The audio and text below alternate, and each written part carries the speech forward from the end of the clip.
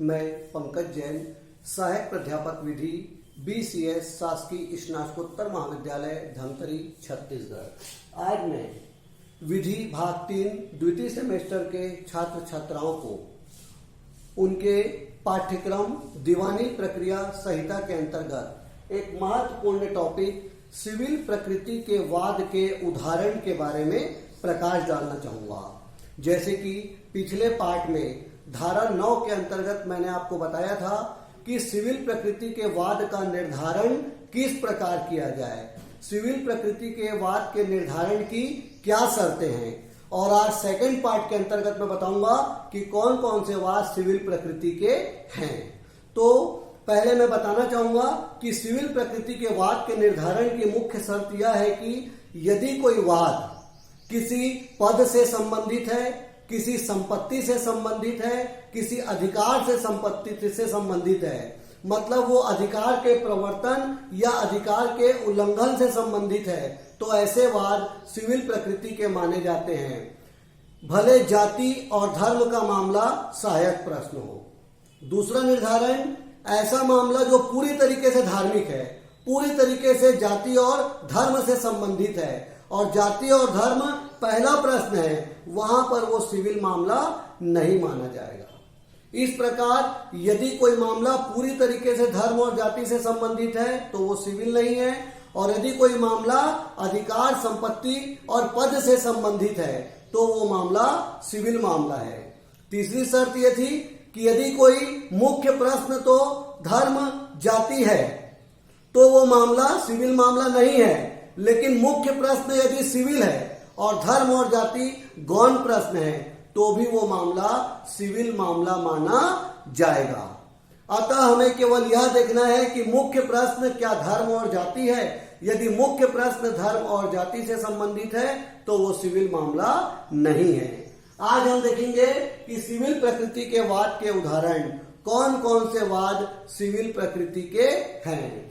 Number 1, पद और संपत्ति संबंधी वाद। संपत्ति चाहे मूर्त हो मोएबल, चाहे अमूर्त हो इमोएबल, इससे संबंधित वाद जैसे पेटेंट, कॉपीराइट, ट्रेडमार्क, मछली पकड़ने का अधिकार, ये सभी मामला सिविल मामला है। इसी प्रकार पद संबंधी वाद, पद संबंधी वाद किसी व्यक्ति के पद में बने रहने संबंधी वाद सिविल मामला माना जाएगा, और यह बात नहीं देखी जाएगी कि पद किस स्थान से जुड़ा है और पद के साथ फीस जुड़ा है कि नहीं।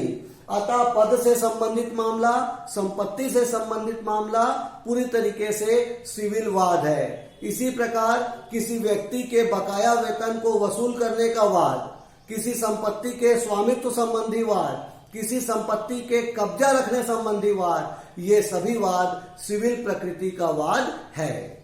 दूसरा, जाति की संपत्ति और लेखा। मैंने आपको बताया कि ऐसा मामला जो पूरी तरह जाति और धर्म से संबंधित है वो सिविल मामला नहीं, लेकिन यहां बोल रहे हैं जाति की संपत्ति को देखने का अधिकार। प्रत्येक व्यक्ति को अधिकार है कि अपनी जाति की संपत्ति को देख सके, अपने जाति के लेखा को चेक कर सके। यह मामला कोई धार्मिक मामला नहीं है, क्योंकि इसमें प्रत्येक व्यक्ति के सिविल राइट्स का उल्लंघन हो रहा है। अतः यदि किसी व्यक्ति को उसके जाति के लेखे को देखने से रोका जाता है तो यह कोई धार्मिक मामला नहीं है, वरन यह सिविल मामला माना जाएगा। तीसरा, मंदिर और धार्मिक संपत्ति संबंधी वाद। किसी भी मंदिर में पूजा करने का सभी लोगों को अधिकार है। अतः यदि कोई व्यक्ति या दूसरे संप्रदाय का व्यक्ति मंदिर में कोई चक्षु लगाए, कलश रखे, या मंदिर में किसी संप्रदाय को पूजा करने से रोके, उसमें किसी प्रकार का दखल अंदाजी करे, तो यह उस संप्रदाय के सिविल राइट्स का उल्लंघन है। अतः मंदिर की संपत्ति, मंदिर में पूजा करने का अधिकार, उसमें किसी प्रकार से यदि एक संप्रदाय के लोग किसी दूसरे संप्रदाय के लोग को रोकते हैं, बाधा डालते हैं, तो ये धार्मिक मामला नहीं है, वरन यह उनके सिविल राइट्स का उल्लंघन है। और पूजा करने का अधिकार, यदि किसी मंदिर में कोई एक संप्रदाय के लोग पूजा कर रहे हैं और दूसरे संप्रदाय के लोग उसको पूजा करने से रोकते हैं, बाधा डालते हैं, तो भी यह मामला सिविल प्रकृति का वाद माना जाएगा। पांचवा, धार्मिक और अन्य जुलूस निकालना।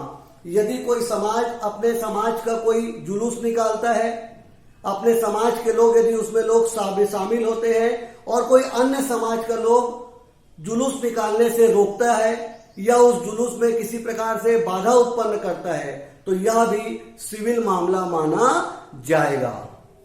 मृत को दफनाने का अधिकार। यदि कोई व्यक्ति मर गया है और उसके परिवार वाले रिश्तेदार मृत को दफना रहे हैं, तो मृतक को दफनाने से यदि कोई रोकता है तो यह भी सिविल प्रकृति का वाद माना जाएगा।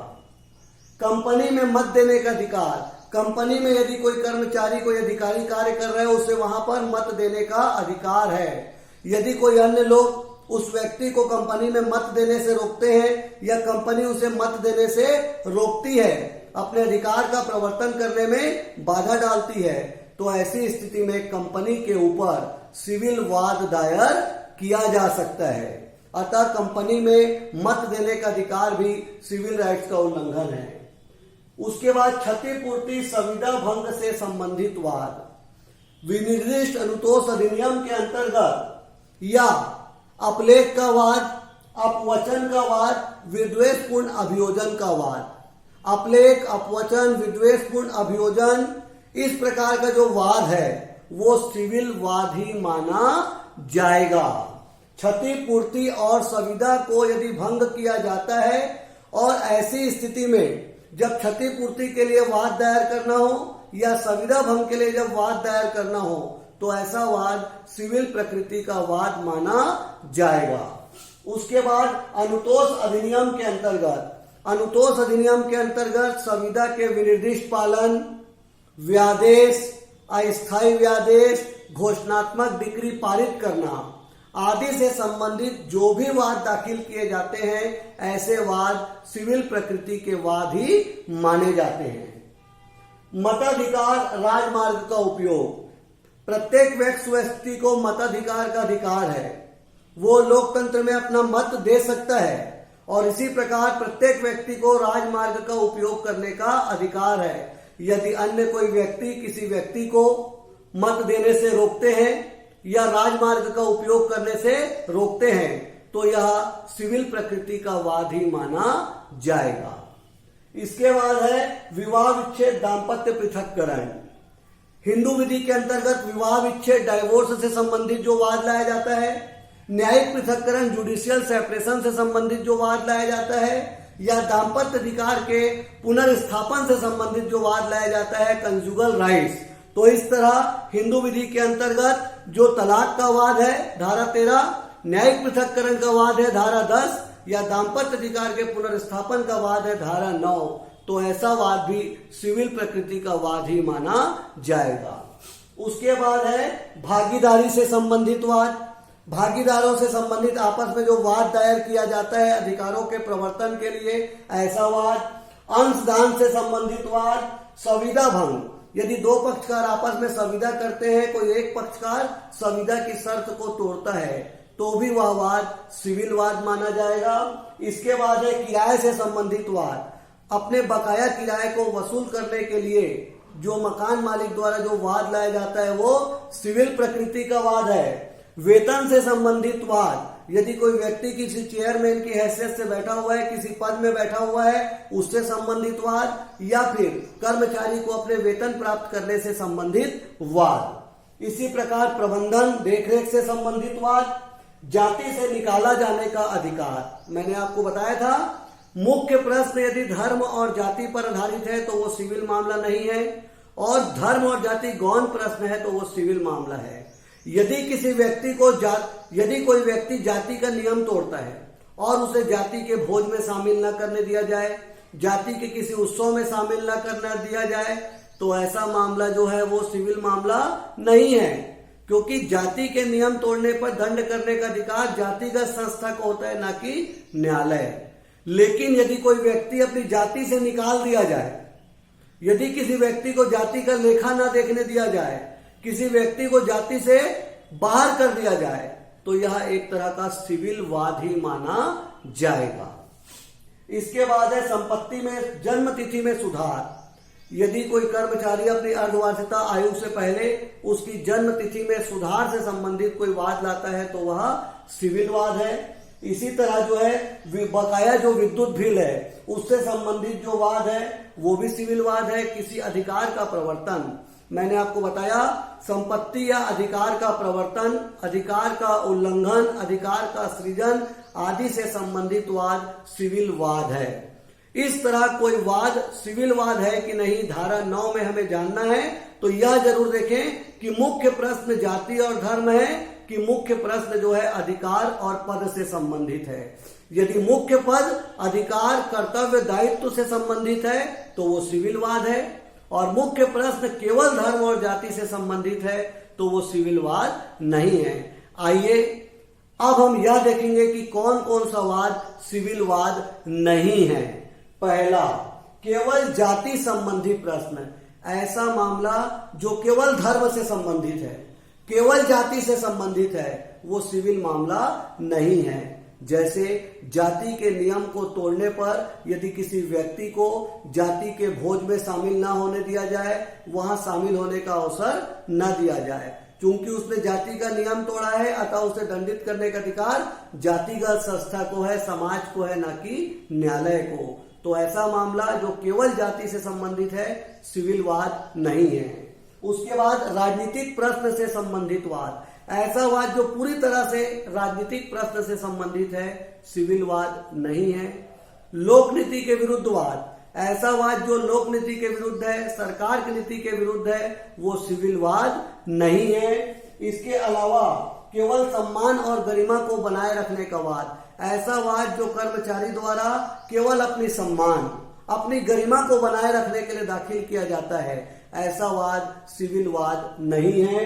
इसके बाद है वर्जित वाद। ऐसा वाद जो अधिनियम द्वारा स्पष्ट रूप से वर्जित है, वो भी सिविल वाद नहीं है। इसी तरह अन्य कोई वैकल्पिक उपचार उपलब्ध हो तो भी वह सिविल मामला नहीं है। औद्योगिक विवाद, औद्योगिक विधि के अंतर्गत जो औद्योगिक विवाद आए जाते हैं वो भी सिविल वाद नहीं है। इसी प्रकार मजदूरी भुगतान अधिनियम के अंतर्गत मजदूरी के संबंध में जो वाद लाए जाते हैं वो भी सिविल वाद नहीं है। और गोपनीयता से संबंधित वाद। ऐसा वाद जो केवल कर्मचारी की गोपनीयता से संबंधित है, सिविल वाद नहीं। और धार्मिक अधिकार। ऐसा मामला जो पूरी तरह से धार्मिक है, पूरी तरह से धर्म से संबंधित है, पूरी तरह से जाति से संबंधित है, ऐसा वाद सिविल वाद नहीं है। इस प्रकार दीवानी प्रक्रिया संहिता की धारा 9 में हमने देखा कि कौन कौन से वाद सिविल वाद है और कौन से वाद सिविल वाद नहीं है, पार्ट 1 में। और आज पार्ट 2 में हमने देखा कि सिविल वाद के उदाहरण कौन कौन से हैं और कौन कौन से वाद सिविल वाद नहीं है। अंत में मैं आपको यही कहना चाहूंगा कि कोई वाद सिविल वाद है या नहीं देखना है तो केवल इतना समझिए, क्या मुख्य प्रश्न सिविल है, क्या मुख्य प्रश्न पद, संपत्ति, दायित्व से संबंधित है। यदि है तो वो सिविल है, और यदि मुख्य प्रश्न धर्म और जाति से संबंधित है तो वो सिविल नहीं है। तीसरा सिद्धांत, मुख्य प्रश्न तो सिविल है लेकिन सहायक प्रश्न धर्म और जाति है तो भी वो मामला सिविल मामला है।